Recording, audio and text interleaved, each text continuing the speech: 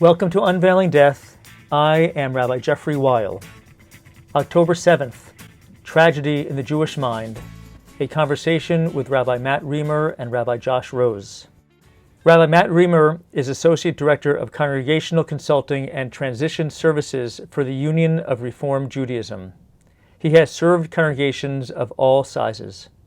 His goal is to help synagogues find relevance and meaning in Jewish tradition. Matt lives in New York City. Rabbi Josh Rose is the founding director of CoLab, Reimagine Jewish, which opens doors to Jewish connection through arts, ideas, and culture. Josh lives in Portland, Oregon. The three of us put out another podcast, Weird Being Jewish. Check it out. A note. The Hamas terrorist group launched a war against Israel on October 7th, 2023. In this episode, I refer to early reports that 800 people were killed. We soon learned that Hamas had actually murdered about 1,200 people and took another 251, including children, captive. Greetings, everyone. Welcome to Unveiling Death. I'm here with my friends, Rabbi Matt Reimer and Rabbi Josh Rose, my friends from another podcast, Weird Being Jewish. And we are joining together today. This episode is coming out on October 7th, 2024, 1 year after October 7th, 2023. And so we are going to reflect, as we do about lots of Jewish things, but now we're reflecting on the very heavy, heavy Jewish thing of October 7th and the role that destruction and death towards the Jewish community plays in our lives as Jews. So, Matt and Josh, welcome to Unveiling Death / Weird Being Jewish.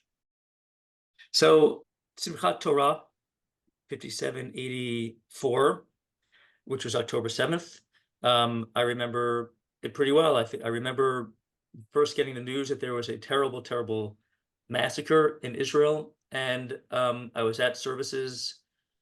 Someone told me, and they were saying 800 died. And I was like, 800 people died? It's like, it was astounding. Like 800 people died?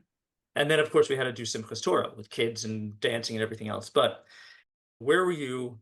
What was your reaction when you first heard about October 7th? Matt? I was in the city and I was not working for Simchas Torah. But what I remember thinking throughout the day as we learned more, and just follow my train of thought here, people often say that the Grand Canyon is more impressive than you imagined, right? You hear about it and then you see it and you actually are overwhelmed by just how impressive it is. I can't think of too many other examples in my personal life, professional life, Jewish life, where I thought it was not going to be as bad as it continued to be. There are so many times where something really bad happens and it's not as bad as your imagination takes you to. Unfortunately, this was not one of those moments, that the news did not slow down, it sped up. Right. And the stories that were coming out were not getting better, they were getting worse. And I just remember a feeling of, in the moment, helplessness and hopelessness and sadness, just tremendous sadness about the moment and what was coming. Not having any idea what was coming, I couldn't wrap my head around the fact that the progress of things getting worse was not slowing down. I kept on waiting, and that wasn't coming.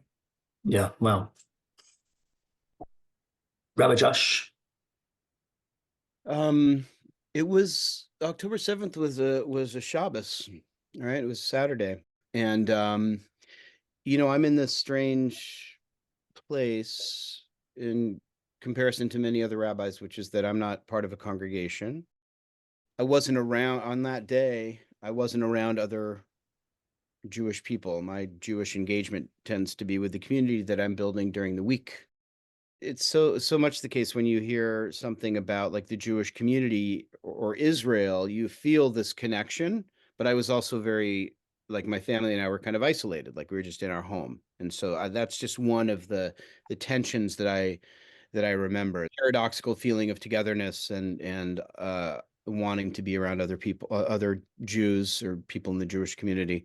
Um, yeah, and I just think that there's just this sense of disbelief because I think all of us live with this sense of Israel that is it's such a strange mix of, on the one hand, our awareness of its total vulnerability, and on the other hand, the fact that, militarily compared to its neighbors, it's at the top of the chain. And so there, we always live with this odd tension of knowing its vulnerability, but also aware that it's consistently been able to defend itself against the worst kinds of threats.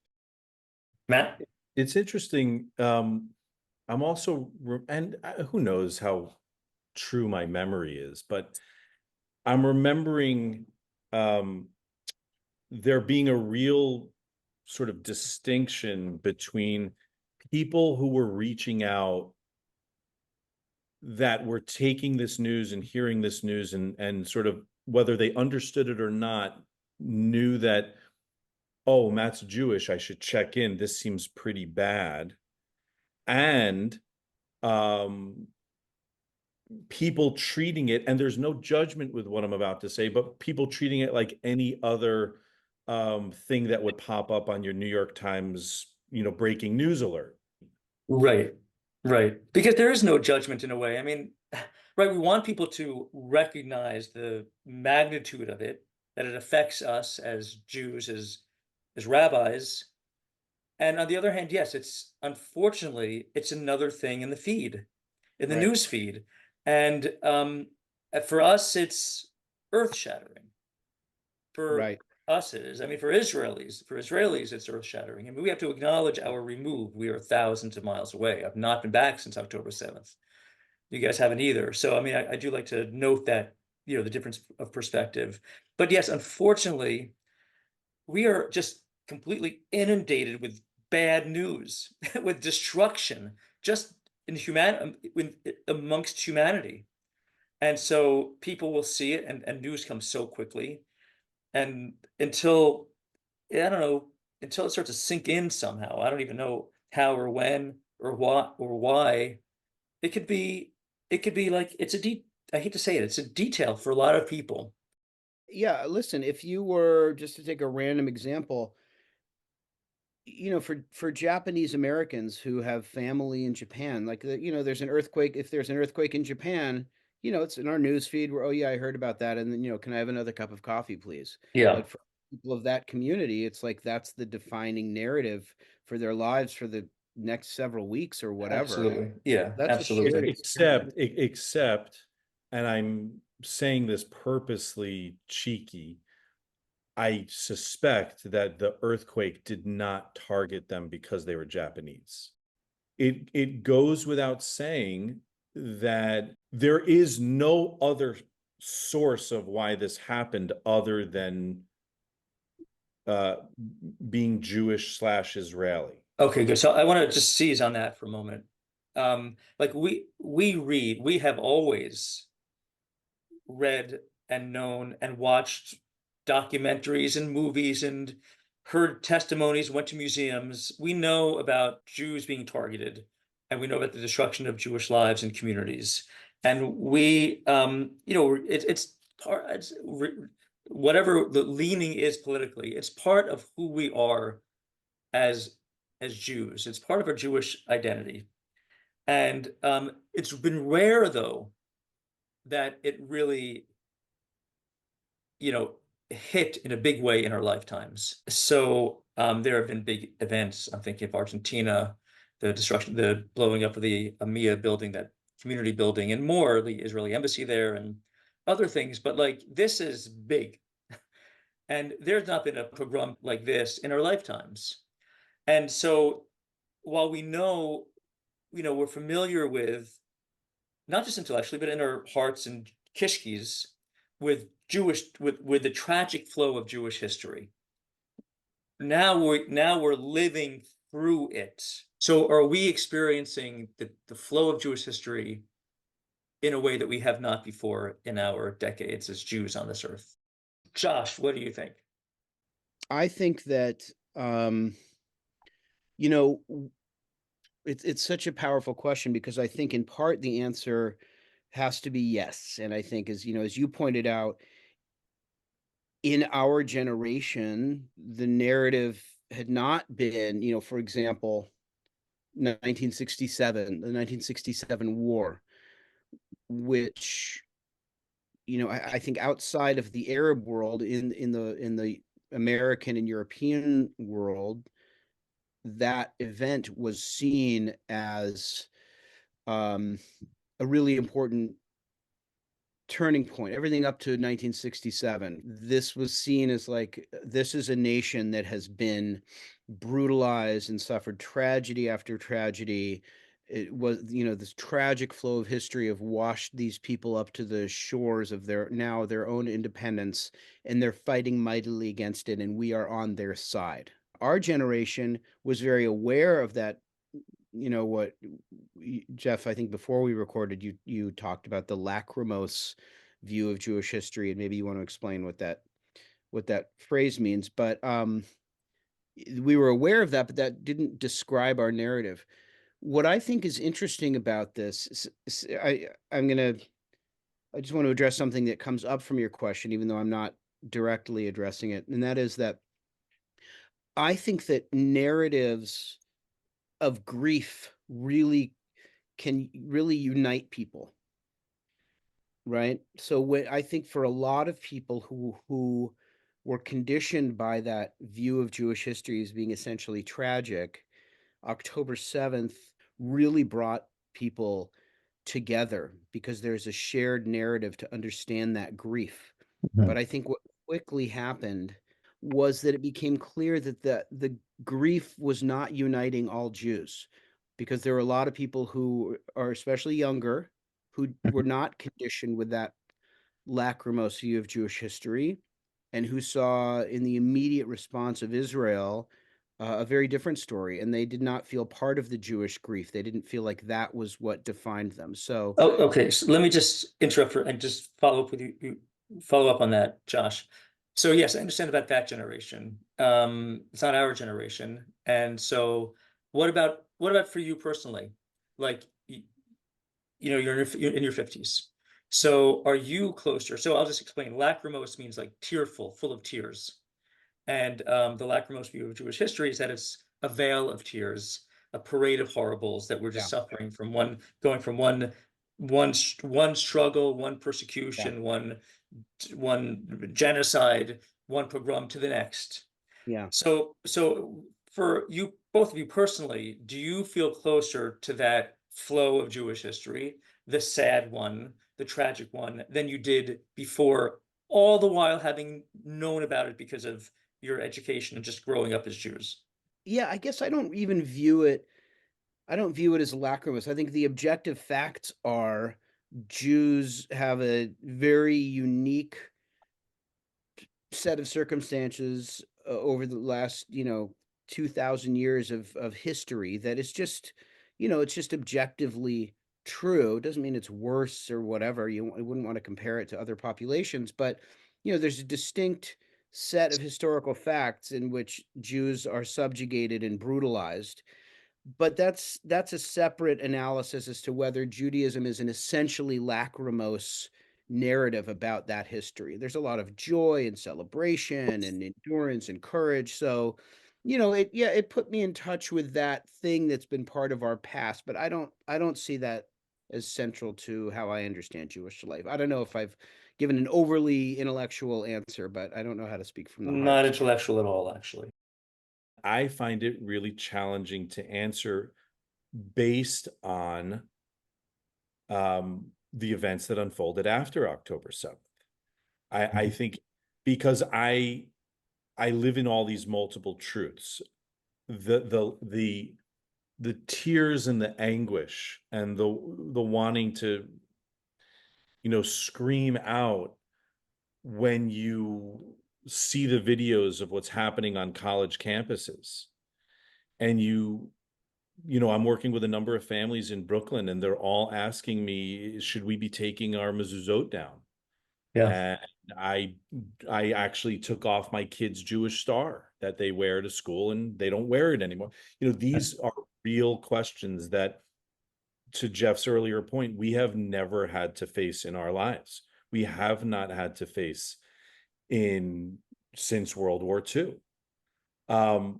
And at the same time, without taking us off into a political direction, it becomes very hard to feel that sense of anguish when part of the anger and confusion and concern and sadness gets turned to Israel and the choices that this government has made post October 7th. Mm-hmm. And so I think, going back to the 1967 reference, it is a very complex time that even makes the anguish complex and Yeah. makes the tears complex. They're not, sorry, just to follow the metaphor a little bit, they're not just tears of sadness. And they're not just tears of sadness about the deaths. And they're not just tears of sadness about deaths that are taking place still. It's so complex and nuanced and layered. Jeff, what about for you? I mean, how would you answer your own question? My congregation, at least part of it, there are a lot of survivors, Holocaust survivors in my congregation. Most of them are dead now. But I knew them when I started more than 12 years ago. And of course, we've all known Holocaust survivors, but I have imbibed those stories. Like I've had I don't know how to describe it. I've had almost a compulsion sort of need to hear their stories. Auschwitz, living in caves for 2 years as an adolescent. Like, I mean, like I just soaked them up in a way that it's silly to say it becomes personal because I'm just listening to the stories, but in a way that feels very visceral. So the part of Jewish history that is full of woe, I've always felt very close to. In fact, and this is the next question I want to get to, like my self-definition, my identity as a Jew has always, even since I was like 10, and I watched like Holocaust, Nuit et Brouillard, The Night and Fog, that French Holocaust documentary that they used to show us when I was a kid in religious school. Horrific. It's just been very much part of who I exercise largely because of the Shoah. I exercise largely because of Hitler. Since I was a little kid, I mean, like I want to be a strong Jew. Like I just, so it's always been very part of me deeply. So October 7th, I would have to say kind of no, even though I posed the question, I think I was assuming that it would change my self definition as a Jew. I think it affirmed part of my self definition as a Jew. I think that's what it did. As we're thinking about Jewish grief and victimhood and woe, that there is something uncomfortable with looking back and the small place that innocent Palestinian deaths holds in the narrative of the mainstream Jewish narrative. And when I say uncomfortable, I mean it's even uncomfortable to articulate that because we don't want to diminish the outrageous tragedy that was October 7th. But I just want to name that as we're meditating on death and the meaning of October 7th. I worry, and anybody who knows my politics knows that on Israel stuff, I'm very much center. I'm not like a left activist, but I do worry what it means for us that we discount the enormous cost in civilian life. Absolutely. No, we need to name that, because we don't want to lose our Jewish sensitivity by really diminishing innocent deaths. Okay, my final question, and it's big, but I'm going to ask you to answer it little, as concisely as possible. It's so big that it feels silly to even say that, but as Jewish teachers, how should we incorporate destruction and death of Jews in our teaching? Where should that be? Hmm. And how big should it be? Mm-hmm. Matt, what do you think? I'm thinking, I mean, it is the image that I have in my mind is the Price is Right Plinko board. I love your visual images, your metaphors. I helpful. think the reason why I went to that place is because there are themes of our tradition that are inescapable, Mhm. and connected to each other. And so we drop that Plinko coin at the top, and it can always sort of end up at the bottom part, which is about death and destruction and survival, pain and anguish and survival, elimination and survival. Mhm. You know, there are these themes that you cannot escape from when we are lighting a Yizkor candle, when we are unrolling the Torah for Simchas Torah. We do these things because death and destruction is so much a part of our story. But if we stop at that part, I really think we're letting our tradition down. Absolutely. I really think that we are letting us off the hook and letting our tradition down. And depriving our students or whatever, our congregants and so forth, that we're depriving them of the joy and meaning, positive meaning of the tradition too. I would go one step further. We have an obligation. It's not that we're not giving them that sense of joy. We have an obligation to not make it up. Nobody is asking us to not be our most authentic selves and be our most authentic tradition. And I believe that our most authentic tradition is death and destruction and survival. Right. But within, it's just to respond to what you're saying, and the survival part opens a whole new, I don't know what the price of right image would be. The survival part opens a whole, life of being Jewish. Yes.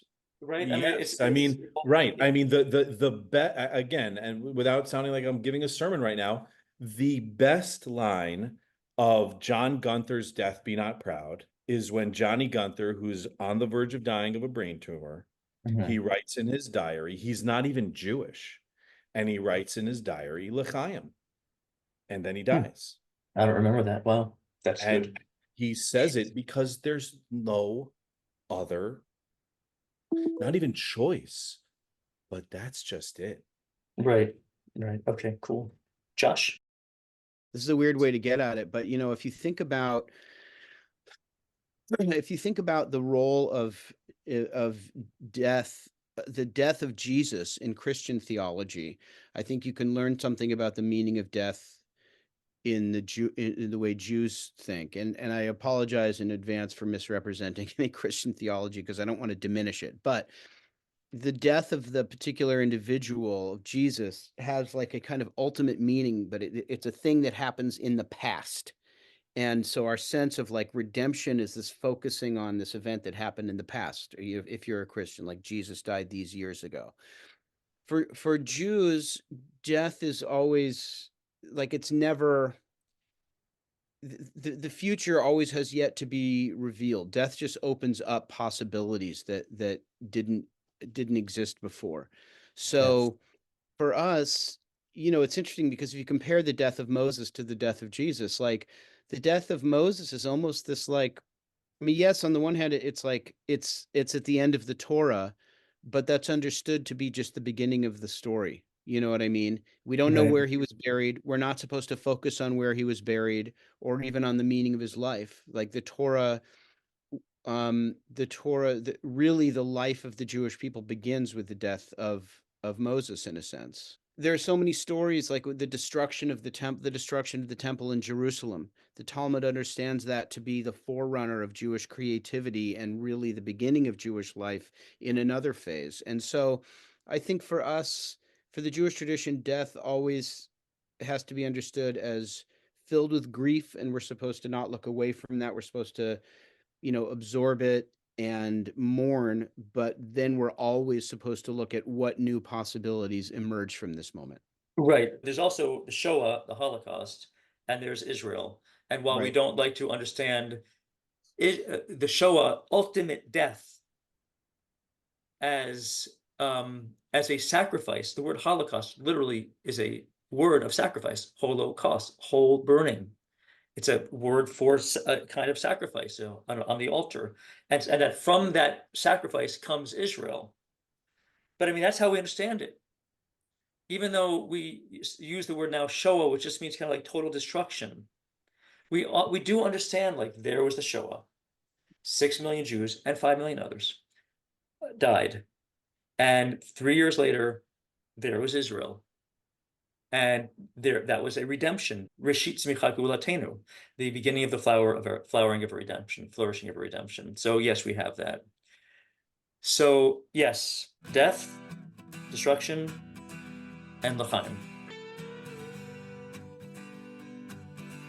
Thanks to my guests, Rabbi Josh Rose and Rabbi Matt Reimer. Check out our podcast, Weird Being Jewish. Thanks as always to my creative director, editor, and son, Sammy Weil. Thanks to my band, the Night Owls of Chicago, for the music you are listening to right now, coming to Montrose Saloon on November 23rd. Feel free to contact me at rabbiw14@gmail.com. Thank you all for listening to Unveiling Death, Eternity in about 24 minutes, every other Monday.